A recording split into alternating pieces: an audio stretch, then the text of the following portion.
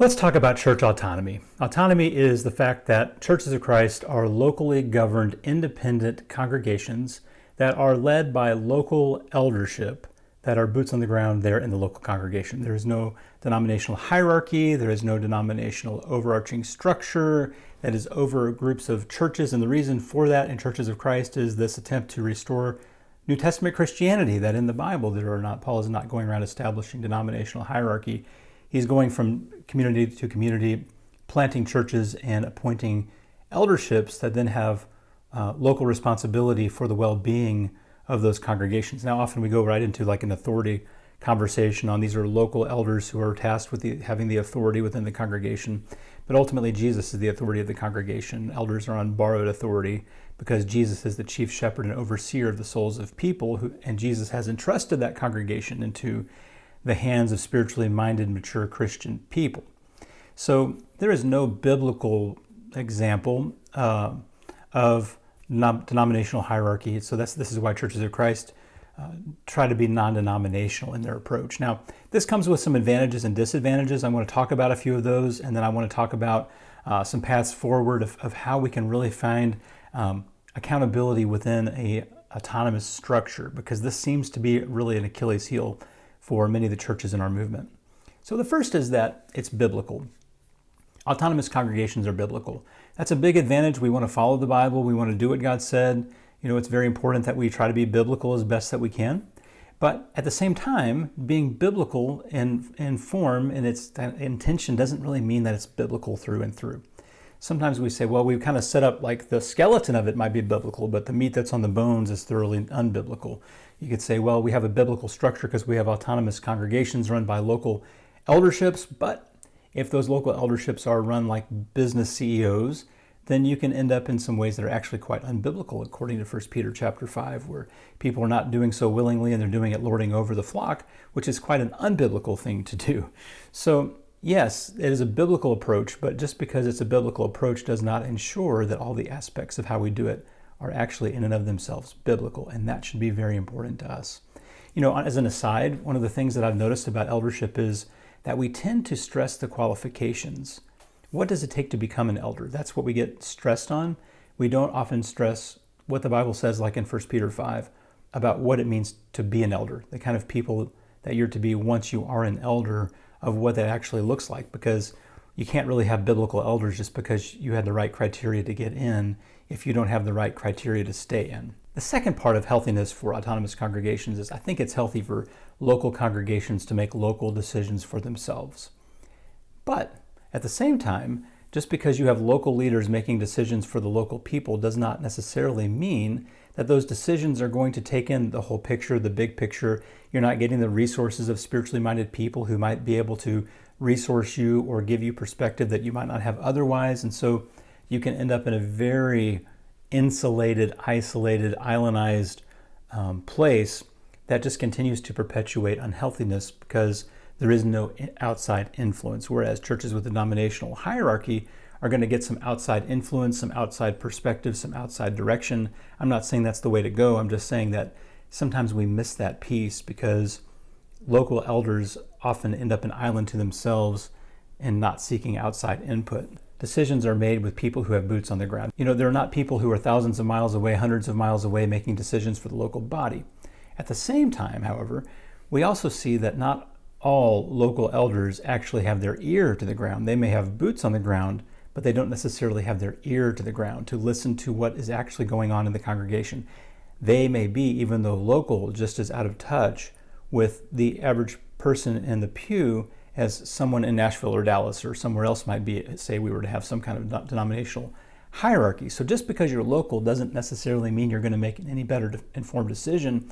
It doesn't mean you actually know your people better anymore. Shepherds should really know their sheep. The third benefit of autonomy is that that actually brings variety to churches of Christ. There's one-cuppers, there's no Sunday school groups, there's a cappella, there's instrumental, there's just all kinds of churches of Christ. And that can be a real advantage because, it's not a one-size-fits-all thing. We have freedom to make decisions on a local level, and there's no one who can tell us, no, you can't do that, no, God's not leading you in that direction, or no, you shouldn't have discerned it that way, which is a good thing. At the same time, it also means that we can have a lot of drift. It means that we can lack focus, we can lack vision, we can lack direction because there's no accountability, okay? Because there's not someone who's kind of saying, this is the direction we're all going and you have to go along with us because you're part of the larger picture, autonomous congregations can really struggle with vision and direction because the church isn't going anywhere. There's no one there to be able to say, why aren't you going anywhere? You have to go this way because you've signed on to this. So there's not really any checks and balances in churches of Christ. Way back in the day, they were what we called like editor bishops, so like gospel advocate and things like that, who could like blast people or call people out and all that kind of stuff. And that kind of kept people in check. But that's not really in existence anymore, praise the Lord. But that also means that we can drift an awful lot because there's no one outside the local body who's assuming responsibility for the vision and direction. Oftentimes elderships are kind of more like in a maintenance mode. So I want to deal with this idea of autonomy and accountability because I think that this is really our Achilles heel. A few years ago, Malcolm Gladwell wrote a book called Talking to Strangers, and in that book he talks about our default to honesty, our default to truth, that we just assume that people are telling the truth, that we assume that people are honest. So if our elders are saying everything's going fine, everything's going great, just the typical person who's attending a congregation is not going to really raise any red flags to that. They're going to say, yeah, it must all really be fine. I've sat in meetings at times with church leaders where we've just put some really difficult things on the table. And for some people, the response is, well, everything's just going to be okay. Let's just not really worry about these things.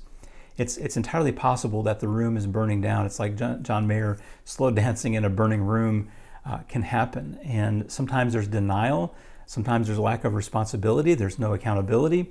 And so when the elders are kind of like the supreme ruling body, and they see themselves in that executive role, and there's no built-in accountability, and there's no transparency, you end up in a recipe or a situation that is just ripe for abuse, it's ripe for misconduct, and no human being should be put in the position, elder or otherwise, of all this authority with no accountability. It's really not healthy for anybody. It's not good for elders, it's not good for ministers, it's not good for the congregation. And because we don't have an overarching hierarchy of denominational structure, there is then no one who our elders are accountable to. They're not accountable to the preacher. They hire and fire the preacher. They're not really accountable to the congregation because they can just say it's all going fine and everybody goes, okay, I guess that's all fine. And so we're really in this difficult position of how to find accountability when accountability has to be self-imposed, because nobody likes self-imposed accountability. We'd rather kind of go along about it, doing our own thing, our own way, without having to talk about how things are really going or putting all the cards on the table, because when we do that, then we're ripe for critique, we're ripe for evaluation, we're going to be criticized. And what makes this even more complicated is our eldership role is a volunteer position. They're in this because, just like Peter says, you need to be in this because you're serving willingly, not unwillingly. And so you end up with this really difficult position where you don't want to punish volunteers. You don't want to punish, give criticism to people who are giving their life to a difficult position. And at the same time, our forbearance to them, our graciousness to them, can also then result in a lack of accountability that then allows abusive things to go on for a very long time.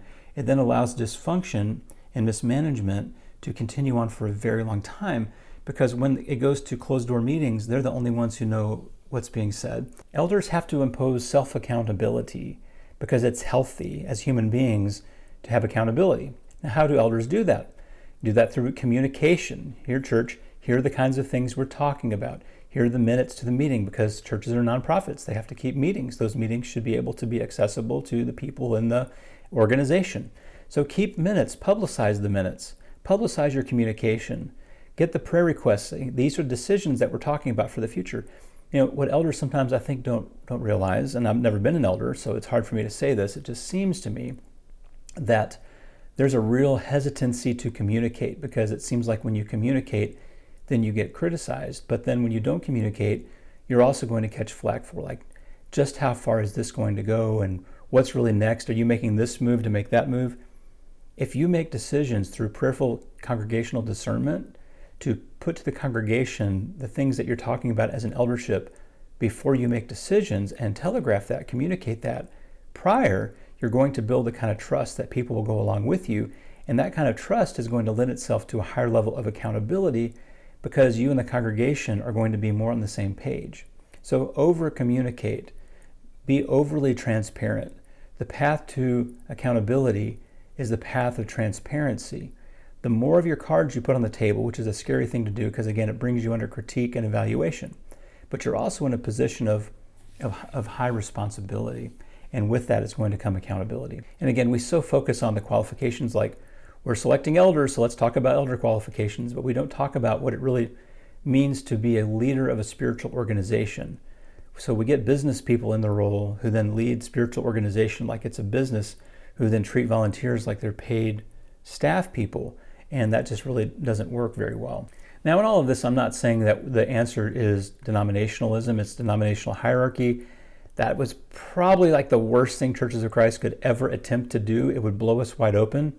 On one hand, it probably would just demonstrate the rifts that are already there on a clearer level, but it would be an absolute death blow to our movement. So there are two big questions I want to leave us with in this video. I'm not going to answer them in this very moment. I want to think about these things a bit more, consider them, and pray about them a bit more. I think the first big question is this: how do we really move forward as a movement when there's no coordination? Because most of our congregations don't actually even do anything with the church in the same town, much less in the same state or the same region or the same nation or internationally. We just don't coordinate well. Our autonomy, it can be taken far too far to be absolute total independence. You can have congregational autonomy and still have interconnectedness among the different congregations. You know, some of Paul's letters were circular. That means they went to multiple places. We need to integrate and coordinate better with other churches. The second big question is, how do we find healthiness when there's no accountability? How do the sick, and I'm not assuming all elders are sick, but when the burden of finding the treatment is on the person who's least motivated to implement it, and there's no accountability on whether or not you took the medicine, then you're probably going to stay sick for a really long time. So how does a congregation stress the need for healthiness when there's no process or avenue to implement accountability on the follow-through? So a church can say, well, we want our elders to be more transparent. We want our elders to communicate more, all this. But there's no one to make the elders do that. And if they don't do that, then they just don't do that. So those are two really big questions for the future. The first is, how do we, in the world, do we coordinate this movement that's just really not moving well because we're just not coordinated? And the reason we're not coordinated is because we've made everything an authority conversation. Well, who has the authority to direct the affairs of 2 congregations or 3 congregations? Why not just get together and get along? Like, why not just get together and play? Like, why not just get together and pray and plan and say, well, how could these 3 or 4 or 10 congregations impact this community in a way that maybe one of us can't really do? And then we magnify, multiply, leverage our resources for kingdom growth. That would be an amazing start. But there's no one, a member can't just stand up and say, this is what we're going to do. Or, we could say our elders really need to pursue this or whatever. Now you're not even talking about just your elders. You're talking about the other elders for like 9 other congregations in town. This is just such a monumental task. I'm really kind of like at a loss to know what the path forward is. And the only thing I can come up with, I'm going to think and pray on this more. We may do a follow-up video or two to address these questions. And I'd love to get some elders in the conversation because I've never been one. So take all this with a grain of salt. As many people as possible in the congregation, whether the elders buy into it or not, need to humble themselves, need to repent of any obstacles to our moving forward, need to be in fasting and prayer for God to give us direction and empowerment for us to find the next leg of the journey that's going to have to be so much better coordinated than we've been in the past. We're going to have to play so much better with others than we've ever played in the past. And maybe the catalyst for this is going to be persecution or something like that's going to come along. We finally look to our left and we look to our right and go, maybe it's time that we really work together because the stakes are so high. I mean, I'm watching churches close left and right who don't even still find it reasonable to try to get along well, who cannot find it within themselves to merge with other churches. They would just rather shut the doors than merge with that other church across town that they split with 65 years ago. And if that's the level of our dividedness, if that's what's deep down in our collective unconscious, I'm concerned. And I guess I know some of you would say, well, maybe some of those churches just need to die, and that's okay. I'd like to be a lot more hopeful than that. But there are churches that are kind of on the cusp of making it or not making it. And those are some of the churches that we can focus on. Churches that are just going to die, there's probably not a lot can be done.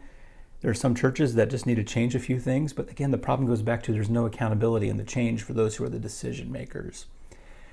So we need to be in prayer about this. We need to really seriously be in prayer about this and just ask God to take control again. God, would you take control of our churches? Would you raise up leaders who know humility, who know how to seek guidance? And God, we submit it all to you. And even though we're not in the decision-making seat, we're not elders, we are still putting our congregations that we love very much before you, Lord. And we ask that you would change hearts, that you would change minds, that your Spirit would work to change the culture of our churches, to be a culture of love, to be a culture that is truly dedicated to Jesus and his mission. So I don't have all the answers on this, never do really anyway, but it's a fascinating thing to think about. And there are some things I love about our autonomy. I wouldn't want it to really be any other way. I just think the way we execute it sometimes is lacking. And so I hope this is an encouragement to you, not a discouragement to you. We're going to keep talking about faith and church matters as we move ahead. And I would love for you to subscribe to the channel. The subscriber numbers are going really well. And that just means that we're getting more and more people on board. And I'm just going to say something about probably what's going to be the next video is I really want to see movement. I want to see coordinated movement, come what may, hell or high water, within our churches, that we can truly start impacting the world and our communities. It's going to be highly uncomfortable. It's going to be outside our wheelhouse. It's going to mean we have to learn conversations we've never had to learn before, but that means the burden is on us, not on the lost, right? As it always should have been. So I love you. I appreciate you watching this. Tell a friend about it and watch some more videos. There's going to be a couple videos here popping up on the screen, and I would love for you to check those out. They are hand selected just for you today, and God bless you. See you soon.